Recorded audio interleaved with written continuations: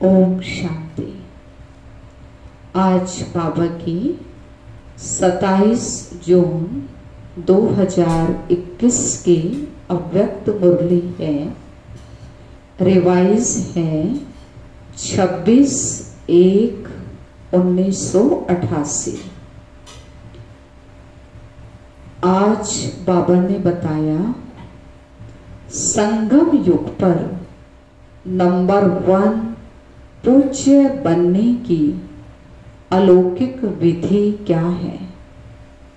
संगम पर नंबर 1 पूज्य बनने की अलौकिक विधि क्या है।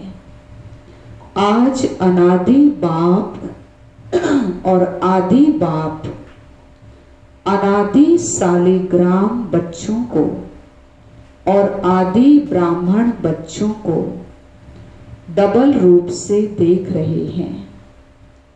सालिग्राम रूप में भी परम पूज्य हो और ब्राह्मण सो देवता स्वरूप भी गायन और पूजन योग्य हो। दोनों आदि और अनादि बाप दोनों ही रूप से पूज्य आत्माओं को देख हर्षित हो रहे हैं। बाबा ने कहा सालिग्राम में भी, सालिग्राम रूप में भी पूज्य हो, क्योंकि शिव बाबा के साथ इस समय विश्व कल्याण की सर्विस करते हैं। तो सालिग्राम के रूप में भक्ति मार्ग में पूजा होती है शिव के साथ। और फिर अभी बाबा के बच्चे बने हैं, ब्राह्मण बने हैं, तो ब्राह्मण सो देवता बनते हैं। तो देवता बनते हैं तो देवताई स्वरूप की भी पूजा होती है। तो इसलिए बाबा ने कहा आप डबल पूज्य हो। तो बाबा ऐसी डबल पूज्य आत्माओं को देखकर खुश हो रहे हैं। अनादि बाप ने आदि पिता सहित अर्थात ब्रह्मा बाप और ब्राह्मण बच्चों को अपने से भी ज्यादा डबल रूप में पूज्य बनाया है। अनादि बाप की पूजा सिर्फ एक निराकार रूप में होती है, लेकिन ब्रह्मा सहित ब्राह्मण बच्चों की पूजा निराकार साकार दोनों रूप से होती है। तो बाप बच्चों को अपने से भी ज्यादा डबल रूप से महान बनाते हैं। आप बाप दादा बच्चों की विशेषताओं को देख रहे थे। हर एक बच्चे की विशेषता अपनी अपनी है। कोई बाप की और सर्व ब्राह्मण आत्माओं की विशेषताओं को जान स्वयं में सर्व विशेषताएं धारण कर श्रेष्ठ अर्थात विशेष आत्मा बन गए हैं। और कोई विशेषताओं को जान और देखकर खुश होते हैं, लेकिन अपने में सर्व विशेषताएं धारण करने की हिम्मत नहीं है। और कोई हर आत्मा में या ब्राह्मण परिवार में विशेषता होते हुए भी विशेषता के महत्व से नहीं देखते। एक दो को साधारण रूप से देखते हैं। विशेषता देखने व जानने का अभ्यास नहीं है। वह गुण ग्राहक बुद्धि अर्थात गुण ग्रहण करने की बुद्धि ना होने के कारण विशेषता अर्थात गुण को जान नहीं सकते। हर एक ब्राह्मण आत्मा में कोई न कोई विशेषता अवश्य भरी हुई है। चाहे 16,000 का लास्ट दाना भी हो, लेकिन उसमें भी कोई न कोई विशेषता है। इसीलिए ही बाप की नजर उस आत्मा के ऊपर पड़ती है। भगवान की नजर पड़ जाए व भगवान अपना बनावे तो जरूर विशेषता समाई हुई है। इसीलिए ही वह आत्मा ब्राह्मणों की लिस्ट में आई है, लेकिन सदा हर एक की विशेषता को देखने और जानने में नंबर वार बन जाते हैं। बाप दादा जानते हैं कि कैसे भी भल ज्ञान के धारणा व सेवा में, याद में कमजोर हैं, लेकिन बाप को जानने, बाप के बनने की विशाल बुद्धि, बाप को देखने की दिव्य नजर, ये विशेषता तो है जो आजकल के नामी ग्रामी विद्वान भी नहीं जान सकते, पहचान सकते। लेकिन उन आत्माओं ने जान लिया, कोटों में कोई, कोई में भी कोई इस लिस्ट में तो आ गए ना। इसीलिए कोटों में से विशेष आत्मा तो हो गए ना। विशेष क्यों बने? क्योंकि ऊंचे से उच्च बाप के बन गए। सब आत्माओं में ब्राह्मण आत्माएं विशेष हैं। सिर्फ कोई अपनी विशेषता को कार्य में लगाते हैं, इसीलिए वह विशेषता वृद्धि को प्राप्त होती रहती है। जो अपनी विशेषता को कार्य में लगाते, बाबा ने कहा वो विशेषता बढ़ती रहती है और दूसरों को भी वह दिखाई देती है। और कोई में विशेषता रूपी बीज तो है, लेकिन कार्य में लाना ये है बीज को धरनी में डालना। जब तक बीज को धरनी में नहीं डालें तो वृक्ष नहीं पैदा होता, विस्तार को प्राप्त नहीं कर पाते हैं। और कई बच्चे विशेषता के बीज को विस्तार में भी लाते, अर्थात वृक्ष के रूप में वृद्धि को भी प्राप्त करते, फल को भी प्राप्त करते। लेकिन जब फल आता है तो फल के पीछे चिड़ियाएं, पंछी भी आते हैं खाने के लिए। तो जब फल तक पहुंचते हैं तो इस रूप में माया आती है कि मैं विशेष हूं, मेरी यह विशेषता है।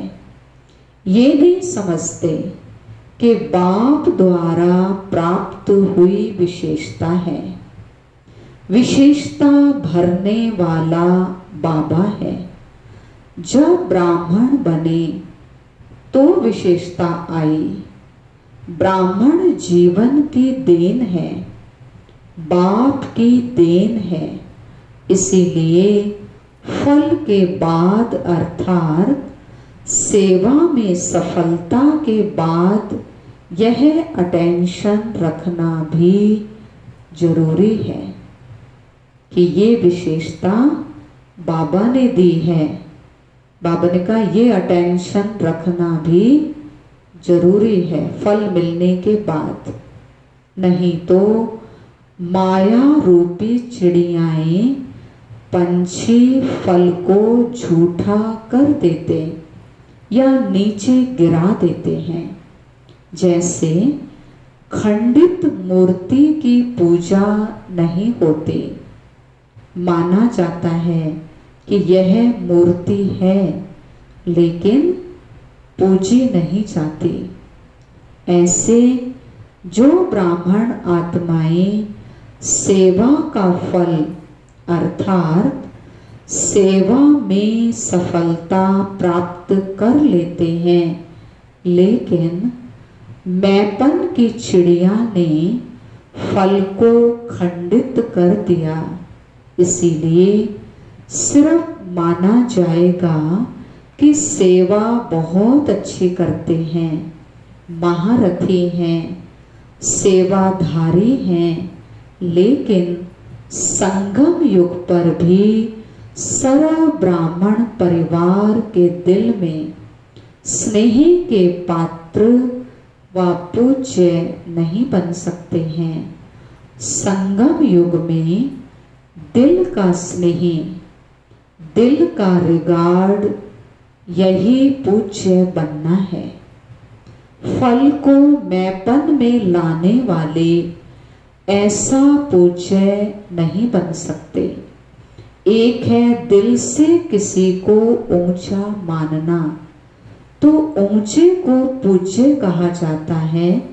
जैसे आजकल की दुनिया में भी बाप ऊंचा होने के कारण बच्चे पूज्य पिताजी कहकर बुलाते हैं या लिखते हैं। ऐसे दिल से ऊंचा मानना अर्थात दिल से रिगार्ड देना।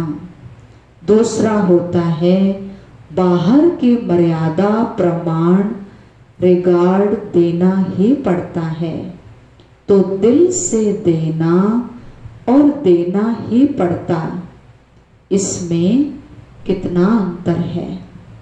पूज्य बनना अर्थात दिल से सर्व माने, मेजॉरिटी होने चाहिए।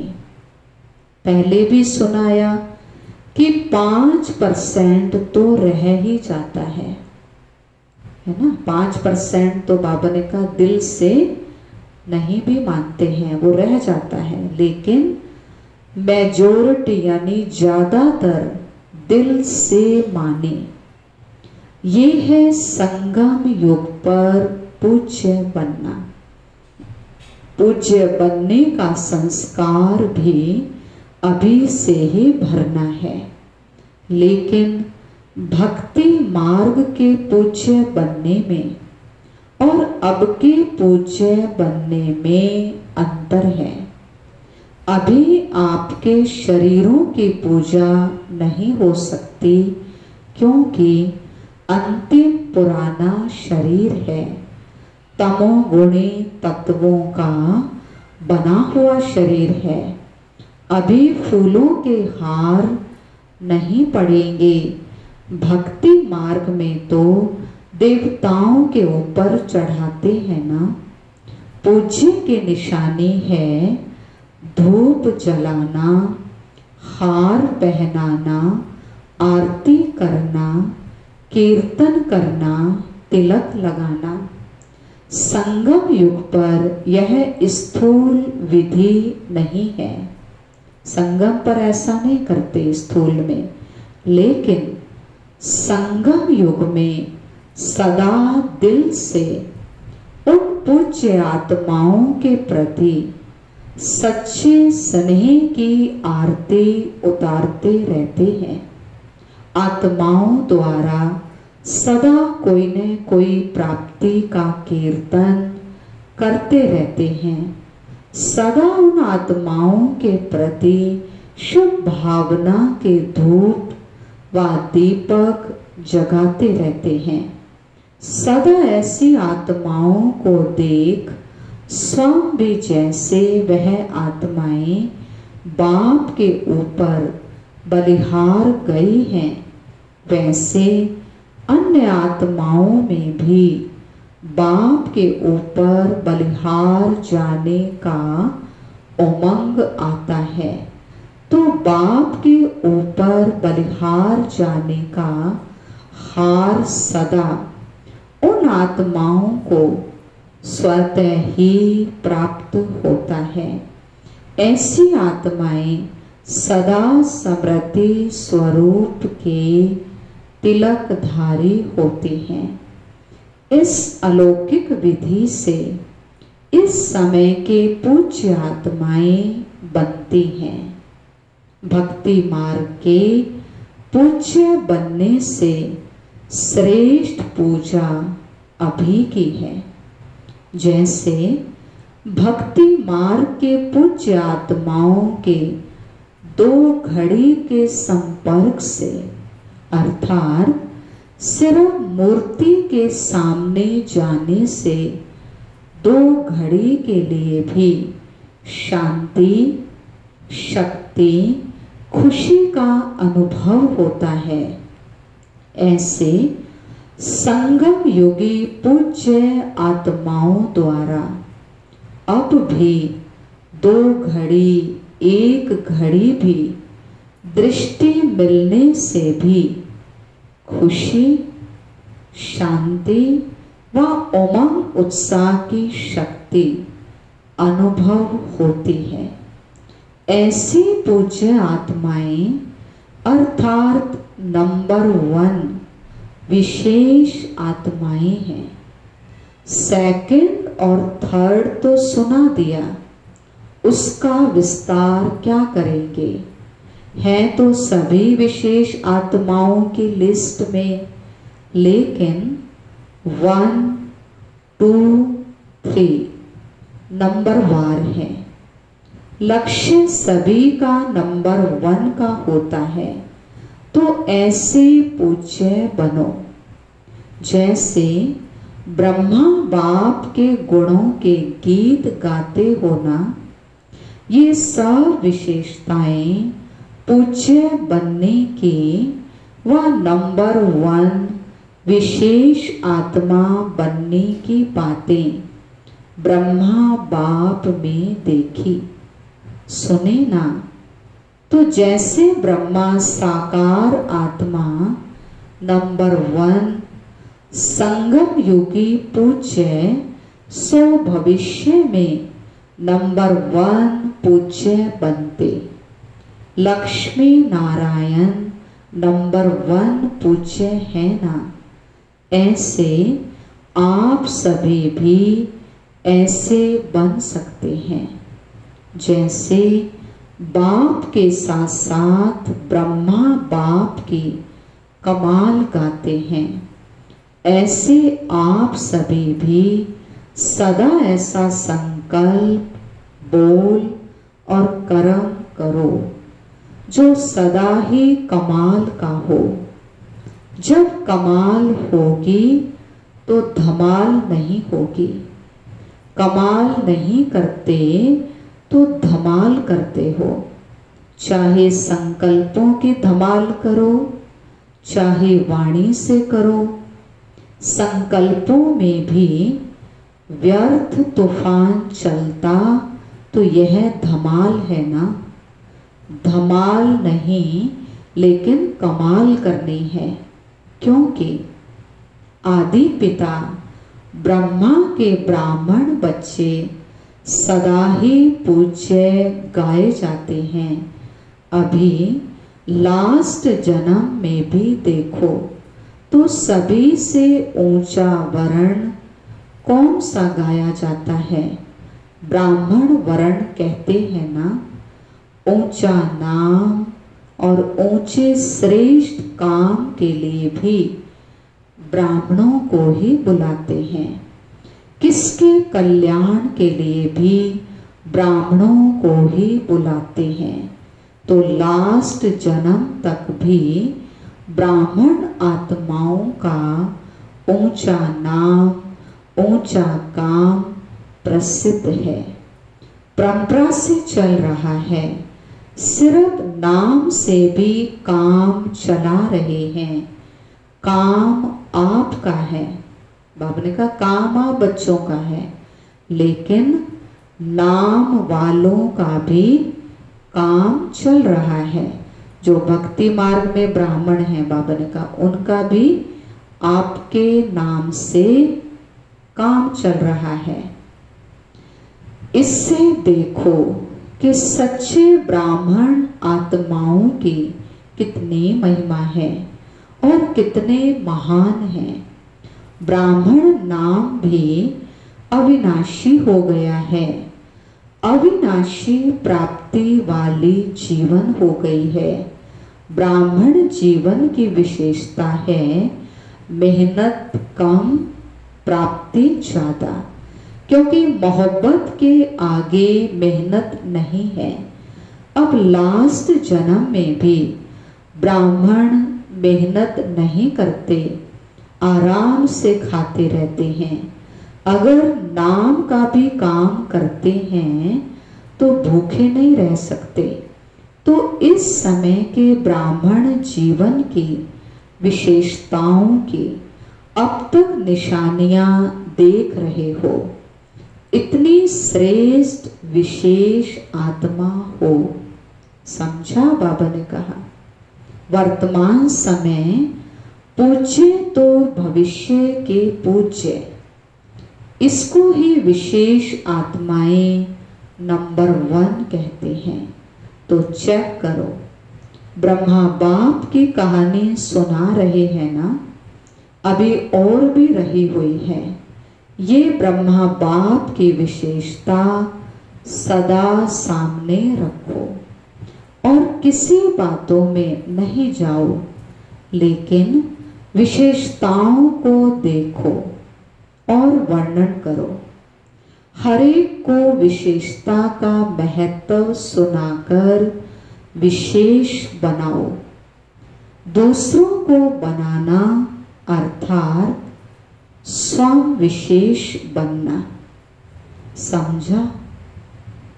अच्छा, चारों ओर के सर्व नंबर 1 विशेष आत्माओं को, सर्व ब्राह्मण जीवन वाले विशेष आत्माओं को सदा ब्रह्मा बाप को सामने रख समान बनने वाले बच्चों को अनादि बाप आदि बाप का दोनों रूप से सर्वशाली ग्रामों और साकारी ब्राह्मण आत्माओं को स्नेह भरी याद, प्यार और नमस्ते। हम रूहानी बच्चों की रूहानी बाप दादा को नमस्ते नमस्ते। Diamond morning, good morning. फिर बाबा ने पार्टियों के साथ मुलाकात की।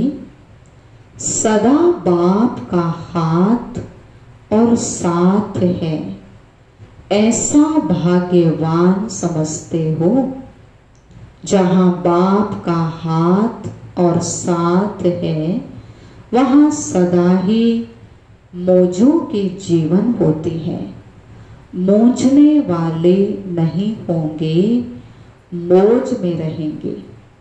कोई भी परिस्थिति अपनी तरफ आकर्षित नहीं करेगी, सदा बाप की तरफ आकर्षित होंगे। सबसे बड़ा और सबसे बढ़िया बाप है, तो बाप के सिवाय और कोई चीज या व्यक्ति आकर्षित नहीं कर सकता। जो बाप के हाथ और साथ में पलने वाले हैं, उनका मन और कहीं नहीं जा सकता। तो ऐसे सभी हो या माया की पालना में चले जाते हो, वो रास्ता बंद है ना, तो सदा बाप के साथ की मौज में रहो। बाप मिला, सब कुछ मिला, कोई अप्राप्ति नहीं। कितना भी कोई हाथ साथ छुड़ाए, लेकिन छोड़ने वाले नहीं। और छोड़कर जाएंगे भी कहाँ? इससे बड़ा और कोई भाग्य हो नहीं सकता। कुमारियां तो हैं ही सदा भाग्यवान, डबल भाग्य है। एक कुमारी जीवन का भाग्य, दूसरा बाप का बनने का भाग्य। कुमारी जीवन पूजी जाती है। जब कुमारी जीवन खत्म होती है तो सबके आगे झुकना पड़ता है। गृहस्थी जीवन है ही बकरी समान जीवन, कुमारी जीवन है पूज्य जीवन। अगर कोई एक बार भी गिरा तो गिरने से हड्डी टूट जाती है ना, फिर कितना भी प्लास्टर करो, ठीक करो, लेकिन हड्डी कमजोर हो जाती है। तो बाबा ने कहा समझदार बनो, गिरना नहीं है विकारों में। टेस्ट करके फिर समझदार नहीं बनना, यानी बाबा ने कहा गिर के फिर समझदार नहीं बनना। फिर तो बाबा ने कहा प्लास्टर करना पड़ेगा, क्योंकि हड्डियां टूट जाती हैं। सदा अपने को कल्प कल्प की विजयी आत्माएं अनुभव करते हो। अनेक बार विजयी बनने का पाठ बजाया है और अब भी बजा रहे हैं। विजयी आत्माएं सदा औरों को भी विजयी बनाती हैं। जो अनेक बार किया जाता है वह सदा ही सहज होता है, मेहनत नहीं लगती है। अनेक बार की विजयी आत्मा है। इस स्मृति से कोई भी परिस्थिति को पार करना खेल लगता है, खुशी अनुभव होती है। विजयी आत्माओं को विजय अधिकार अनुभव होती है। अधिकार मेहनत से नहीं मिलता, स्वतः ही मिलता है। तो सदा विजय की खुशी से, अधिकार से आगे बढ़ते औरों को भी आगे बढ़ाते चलो। लौकिक परिवार में रहते लौकिक को अलौकिक में परिवर्तन करो, क्योंकि अलौकिक संबंध सुख देने वाला है। लौकिक संबंध से अल्प काल का सुख मिलता है, सदा का नहीं। तो सदा सुखी बन गए, दुखियों की दुनिया से सुख के संसार में आ गए, ऐसा अनुभव करते हो। पहले रावण के बच्चे थे तो दुखदाई थे, अभी सुखदाता के बच्चे सुख स्वरूप हो गए। फर्स्ट नंबर यह अलौकिक ब्राह्मणों का परिवार है। देवताएं भी सेकंड नंबर हो गए। तो ये अलौकिक जीवन प्यारी लगती है ना। सदा अपने को पद्मा पदम भाग्यवान अनुभव करते हो। सारे कल्प में ऐसा श्रेष्ठ भाग्य प्राप्त नहीं हो सकता, क्योंकि भविष्य स्वर्ग में भी इस समय के पुरुषार्थ के प्रारब्ध के रूप में राज्य भाग्य प्राप्त करते हो। भविष्य भी वर्तमान भाग्य के हिसाब से मिलता है। महत्व इस समय के भाग्य का है। बीज इस समय डालते हो और फल अनेक जन्म प्राप्त होता है। तो महत्व तो बीज का गिना जाता है ना। इस समय भाग्य बनाना या भाग्य प्राप्त होना, ये बीज बोना है। तो इस अटेंशन से सदा पुरुषार्थ में तीव्र गति से आगे बढ़ते चलो और सदा इस समय के पद्मा पदम भाग्य की समृद्धि इमर्ज रूप में रहे, कर्म करते हुए याद रहे, कर्म में अपना श्रेष्ठ भाग्य भूले नहीं, समृद्धि स्वरूप रहो कि मैं कौन हूँ, मैं किसका बच्चा हूँ, मेरा कितना ऊंचा भाग्य है, मैं कितना भाग्यवान हूँ। बाबा कहते कर्म करते हुए समृद्धि स्वरूप होकर रहो, ये बातें भूले नहीं। इसको कहते हैं पद्मा पदम भाग्यवान। इसी समृद्धि के वरदान को सदा साथ रखना तो सहज ही आगे बढ़ते रहेंगे, मेहनत से छूट जाएंगे। अच्छा, फिर एक प्रश्न पूछा, लौकिक संबंध में बुद्धि यथार्थ फैसला देती रहे, उसकी विधि क्या है?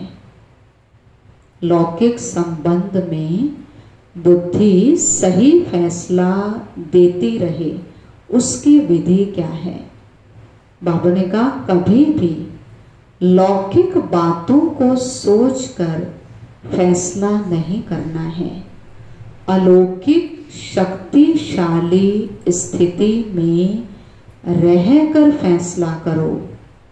कोई भी पिछली बातें स्मृति में रखने से बुद्धि उस तरफ चली जाती है, फिर पिछले संस्कार भी प्रकट होते हैं, इसीलिए मुश्किल होता है। बिल्कुल ही लौकिक वृत्ति भूल आत्मा समझ फिर फैसला करो तो सही फैसला होगा। इसे ही कहते हैं विकर्मा जीत का तख्त। अलौकिक आत्मिक स्थिति ही विकर्मा जीत स्थिति का तख्त है। इस तख्त पर बैठकर फैसला करो तो बाबा ने कहा यथार्थ होगा, सही होगा।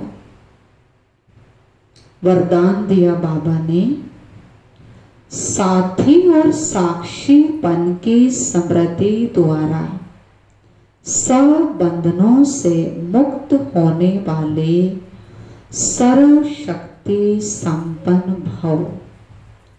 साथी और साक्षीपन की समृद्धि द्वारा सब बंधनों से मुक्त होने वाले सर्व शक्ति संपन्न भव। सर्व शक्तियों से संपन्न बन अधीनता से परे होने के लिए दो शब्द सदा याद रहें, एक साक्षी, दूसरा साथी। इससे बंधन मुक्त अवस्था जल्दी बन जाएगी। सर्व शक्तिवान बाप का साथ है तो सर्व शक्तियां स्वतः प्राप्त हो जाती हैं और साक्षी बनकर चलने से कोई भी बंधन में फंसेंगे नहीं। निमित्त मात्र इस शरीर में रहकर कर्तव्य किया और साक्षी हो गए। इसका विशेष अभ्यास बढ़ाओ, है ना। बाबा का निमित्त मात्र कर्तव्य किया शरीर में, फिर साक्षी हो गए, डिटैच हो गए, तो इसका अभ्यास बढ़ाना है। स्लोगन है, अशुद्ध और शुद्ध दोनों के युद्ध है तो ब्राह्मण की बजाय क्षत्रिय हो। क्षत्रिय माना चंद्रवंशी। अशुद्ध और शुद्ध दोनों के अंदर मन में युद्ध चलती है, कभी अशुद्ध आता है कभी शुद्ध आता है। तो बाबा ने कहा ब्राह्मण की बजाय अभी क्षत्रिय हो, युद्ध करने वाले क्षत्रिय होते हैं। तो क्षत्रिय जो है वो चंद्रवंशी होते हैं, इसलिए बाबा ने कहा सूर्यवंशी बनना है। तो शुद्ध, सदा शुद्ध सोचो, शुद्ध संकल्प करो। अच्छा, ओम शांति। आज स्वामान का अभ्यास करेंगे। मैं सर्व शक्ति संपन्न आत्मा हूँ, मास्टर सर्व शक्तिवान हूँ, बहुत शक्तिशाली आत्मा हूँ। तो बाबा ने कहा साथी और साक्षीपन की स्मृति रखनी है। बाबा को साथी बनाना है, बाबा के साथ रहना है मन बुद्धि से, और निमित्त मात्र शरीर में कर्म करना है, फिर साक्षी हो जाना है। तो इससे बंधन मुक्त अवस्था हो जाएगी। तो बाबा ने कहा ऐसे अपने आप को सर्व शक्तियों से भरपूर रखना है, सर्व शक्ति संपन्न बनना है, क्योंकि शक्तिशाली आत्मा ही यह सब कर पाती है। अच्छा, ओम शांति।